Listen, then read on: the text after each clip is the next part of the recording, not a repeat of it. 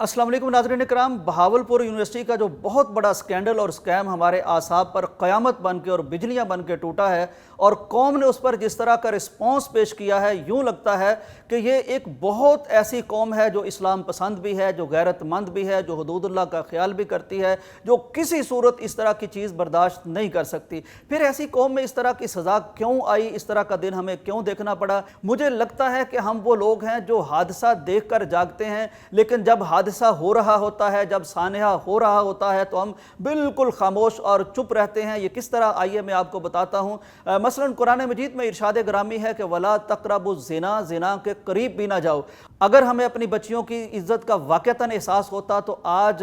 हम जितना वावेला मचा रहे हैं, जितना मातम कर रहे हैं, इससे पहले कम से कम हम कुरान मजीद की इस आयत पर थोड़ा सा ज़रूर गौर करते। ये वला तक़रबुज़्ज़िना क्या होता है? वला तक़रबुज़्ज़िना का एक मतलब ये है कि तुम्हारी तालीम मखलूत नहीं होनी चाहिए, क्योंकि ये एक ऐसा मामला है जब आग और घी को आप इकट्ठा रख देंगे फिर आप इल्ज़ाम नहीं धर सकते घी पर कि वो पिघलता क्यों है। एक बड़ा मशहूर कौल है, किसी ने पूछा जुनैद बगदादी से कि एक मर्द औरत को पढ़ा सकता है? उन्होंने बताया, उन्होंने फरमाया अगर पढ़ाने वाला बायज़ीद बुस्तामी जैसा अल्लाह का वली हो, पढ़ने वाली राबिया बसरी हो और जहाँ पढ़ाया जाता है वो बैतुल्लाह जैसा मुकाम हो और जो निसाब पढ़ाया जा रहा हो, जो सिलेबस और कोर्स पढ़ाया जा रहा है वो अगर कुरान मजीद हो तो फिर भी ये जायज़ नहीं है। नाजरीन, अगर हम सच्चे होते तो हमारी जो जामियात हैं, हमारे सामने हमारी बच्चियाँ मखलूत तालीम के लिए जाती हैं तो हम इस पर किसी दिन ज़रूर गौर कर रहे होते। नाज़रीन करम, वला तक़रबुज़्ज़िना का एक तकाज़ा ये भी है कि हमारी बच्चियाँ, हमारी बेटियाँ वो एक सातर लिबास पहने, एक पाकीज़ा इफ़्फ़त मआब लिबास पहने। हमें ये भी देखना होगा कि क्या हम अगर वाक़तन इस तरह के सानहात से खौफज़दा हैं, ये हम बर्दाश्त नहीं कर सकते, हमारी गैरत, हमारी हमियत बहुत ज़्यादा है, तो क्या हमारी बच्चियाँ वाक़तन सातर लिबास में जा रही थीं? फिर एक वला तक़रबुज़्ज़िना का मामला ये भी है कि हमारी बच्चियों के पास मोबाइल्स हैं, हमारे नौजवानों के पास मोबाइल्स हैं, उनके पास इंटरनेट है और उस पर जिस तरह का मवाद है जब तकरीबन वालिदैन को अंदाज़ा होता है कि क्या देखा जा रहा है, किस तरह से देखा जा रहा है, हम उस पर ज़रूर गौर करते, ज़रूर अपने बच्चों की तरबियत करते। नाज़रीन, अगर हम वाक़तन मुखलस होते इन मामलात में तो हमें अंदाज़ा होता कि तालीम से पहले बच्चों की तरबियत बहुत ज़रूरी है। हम अपने बच्चों की अखलाकी तरबियत करते, हम अपने बच्चों की दीनी तरबियत करते, हम उन्हें बताते हैं कि हमारी बच्चियों के लिए उसवा और रोल मॉडल सैयदा फ़ातिमा हैं, सैयदा आयशा हैं। अगर हम वाक़तन मुखलस होते तो हम अपने बच्चों को बताते हैं कि हमारे रोल मॉडल सैयदना हसन हैं, सैयदना हुसैन हैं, सहाबा कराम हैं। लेकिन हम अपने उस सारे सिलेबस को उठा के देख लीजिए, हम अपनी तरबियत को उठा के देख लीजिए कि हमारे नज़दीक ये चीज़ें अहम नहीं थी, तो फिर हम इस नतीजे से घबराते क्यों हैं? नाज़रीन इकराम, अगर हम वाक़तन मुखलिस होते और हमें अंदाज़ा होता कि तालीम से तरबियत ज़्यादा अहम है तो हम अपनी बच्चियों को हॉस्टल कैसे भेजते? हम जबकि हमें अंदाज़ा है कि हॉस्टल्स में किस तरह के मामलात चल रहे होते हैं। ये कोई ढकी छुपी बात नहीं है, इस तरह की बातें पहले भी सामने आ चुकी हैं। बैनुल-अक़वामी इस्लामिक यूनिवर्सिटी इस्लामाबाद से बाकायदा असातिज़ा ने शवाहिद के साथ कुछ चीज़ें सदर पाकिस्तान को भेजी थी, उस पर कुछ नोटिस नहीं लिया गया। नाज़रीन, इससे मुझे एहसास होता है कि हम इस तरह के वाक़यात पर वक्ती इश्तिआल, उबाल और अपने गुस्से और गम का इजहार ज़रूर करते हैं, लेकिन हम वो लोग हैं जो बुनियादें फ़राहम करते हैं, हम वो लोग हैं जो ज़राए फ़राहम करते हैं, जो असबाब फ़राहम करते हैं और जब उसका नतीजा निकलता है तो हम घबरा जाते हैं। ये हमें गौर करना होगा कि हम इस तरह के वाक़यात से बचना चाहते हैं तो ये जो असबाब कुरान मजीद ने बताए हैं, जो मोहम्मद अरबी सल्लल्लाहु अलैहि वसल्लम ने अपनी अहादीस में हमें बताया है, उनसे हमने रुकना होगा। नाज़रीन इकराम, हम अपनी कौम के साथ, अपने स्टूडेंट्स के साथ, अपने बच्चों के साथ, उनके मुस्तकबिल के साथ वाक़तन मुखलस होते तो ये बात भी ढकी छुपी नहीं है कि ये रिपोर्ट्स आ गई हैं, मीडिया पे आ गई हैं, वालिदैन को पता है जब बच्चे उनके घरों में जाते हैं कि वो आइस का नशा भी करते हैं, वो दूसरे नशे भी करते हैं, उनके पास मोबाइल भी होता है, उनकी शिकायत भी आती हैं, उनका लाइफस्टाइल भी वालिदैन देख रहे होते हैं कि किस तरह का महंगा लाइफस्टाइल जो वालिदैन उनको मुहैया नहीं कर रहे, वो चीज़ें कहाँ से आ रही है, सारा कुछ वालिदैन जान रहे होते हैं, उन्हें मालूम होता है, लेकिन वो चश्मपोशी करते हैं, वो इन चीज़ों को नज़रअंदाज करते हैं।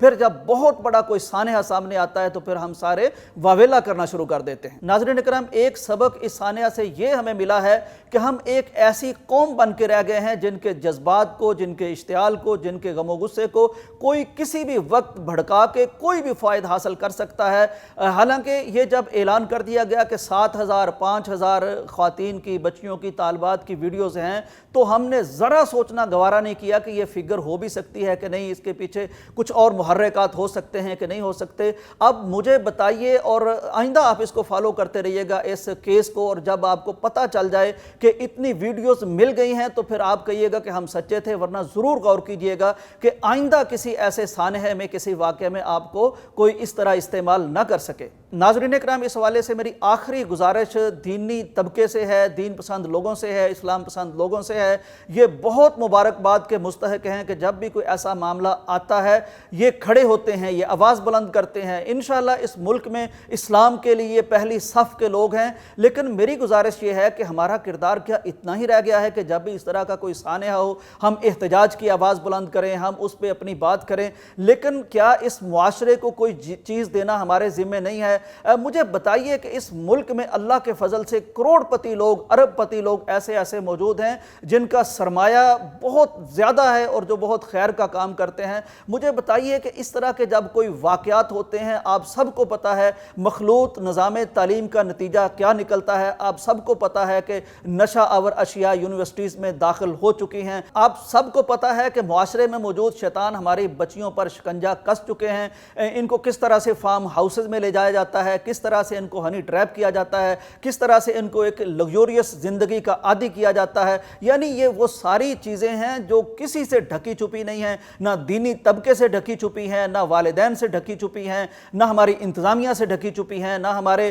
حکومت سے ڈھکی چھپی ہیں. لیکن چلیے حکومت اپنا کردار اگر ادا نہیں کرتی, آپ کو اللہ تبارک و تعالیٰ نے جو اربوں روپے دے رکھے ہیں, تو آپ کیوں ایسا نہیں کرتے کہ آپ کوئی ایسی یونیورسٹی بنا دیں جو بڑی پابندی کے ساتھ ہماری بچیوں کی تعلیم کا بندوبست کرے, جس میں پردے کا اہتمام ہو, جس میں ٹھیک روک تھام ہو, جس میں مخلوط نظام تعلیم نہ ہو. کیا یہ ہمارا فرض نہیں بنتا؟ کیا اللہ تبارک و تعالیٰ نے ہمیں جو اربوں روپے دے رکھے ہیں وہ اس لیے دے رکھے ہیں کہ جب اس طرح کا کوئی سانحہ نظر آئے تو ہم بس پوسٹ کر دیں, ہم بس کوئی پوسٹ شیئر کر دیں, ہم واویلا کر دیں, ہم کوئی کمنٹ کر دیں؟ اس کا حساب اللہ تبارک و تعالیٰ نے نہیں لینا ہم سے کہ ہم کم از کم کوئی بچیوں کے لیے ایسا باعزت ادارہ تعمیر کر دیں, ایسی یونیورسٹی تعمیر کر دیں جہاں کم از کم ہم دنیا کو بتا سکیں کہ یہ اسلام کے نام پر بنا ملک تھا, ہم حمیت والے لوگ ہیں, ہمارے پاس پیسہ ہے, ہمارے پاس ویژن ہے, چنانچہ یہ یونیورسٹی ہم نے بنا دی ہے تاکہ ہماری بچیوں کو کوئی شیطان ورگلا نہ سکے, انہیں کوئی اس طرح کا ماحول نہ ملے. مجھے معلوم ہے یہاں النور موجود ہے, یہاں الہدا موجود ہے,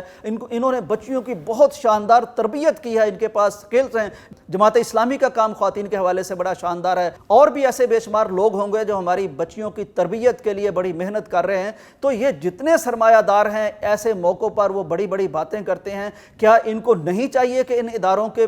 پشتیبان بن جائیں اور ان کے تجربے سے وہ فائدہ حاصل کریں, اپنا سرمایہ ان کو دیں اور یونیورسٹیاں بنائیں؟ آپ دیکھتے نہیں کہ ہماری بسوں میں روڈ ہوسٹس کے طور پر ہماری بچیاں وہ وہاں کام کر رہی ہوتی ہیں. آپ کا کیا خیال ہے کہ دین کا درد رکھنے والے سرمایہ دار لوگ جن کو اللہ نے اربوں دے رکھا ہے اور جنہوں نے کتنی فیکٹریاں بنا رکھی ہیں, وہ کوئی ایسی فیکٹری نہیں بنا سکتے جہاں ہماری وہ بچیاں جو مجبور ہیں, کسی وجہ سے ان کا کوئی کمانے والا نہیں ہے یا غربت کی وجہ سے انہیں کمانا پڑ رہا ہے, تو کوئی ایسا باعزت روزگار, کوئی ایسی فیکٹری بنانا, کوئی ایسا مال بنانا جہاں خواتین کام کر سکیں اور عزت اور آبرو کے ساتھ کر سکیں؟ کیا یہ سرمایہ داروں کے ذمہ نہیں ہے؟ تو اگر ان ساری چیزوں کی طرف ہم کوئی توجہ نہیں دیتے, کوئی اپنی ذمہ داری ادا کرنے کو تیار نہیں ہے, والدین تربیت نہیں کر رہے, مخلوط نظام تعلیم ہمارے ہاں جاری رہتا ہے, ہم کوئی ایسی یونیورسٹی نہیں بناتے,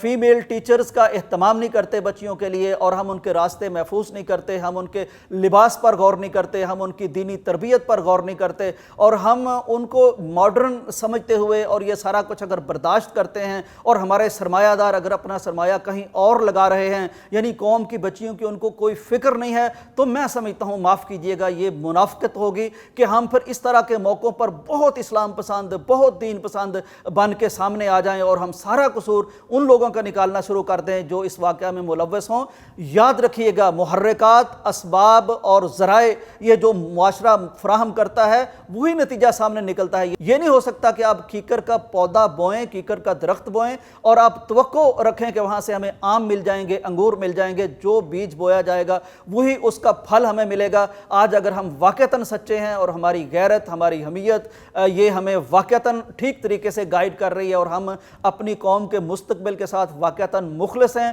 تو پھر تمام معاشرے کے وہ کردار جن کا میں نے نام لیا یا اور بھی اس میں ذمہ دار ہو سکتے ہیں, وہ سامنے آئیں، اپنی اس نوجوان نسل کے لیے، اپنی بچیوں کے لیے، اپنے بچوں کے لیے بہترین ماحول کریٹ کریں اور ان کو مہیا کریں۔ ناظرین اکرام، ہو سکتا ہے میری یہ باتیں آپ کو کچھ ترش محسوس ہوں، تلخ محسوس ہوں، لیکن میں عرض کروں گا کہ یہ وہ ضروری باتیں ہیں جو مجھے اور آپ کو اس موقع پر ضرور سننی بھی چاہیے، ٹھنڈے دل سے ان پر غور بھی کرنا چاہیے، دوسروں کو یہ سنانی بھی چاہیے، تاکہ آئندہ ہمارے بچوں اور بچیوں کی عزت کو، ان کی ناموس کو، ان کی عصمت کو، ان کی عفت کو اس طرح سے داغدار اور تار تار نہ کیا جائے۔ اجازت دیجیے، اللہ حافظ۔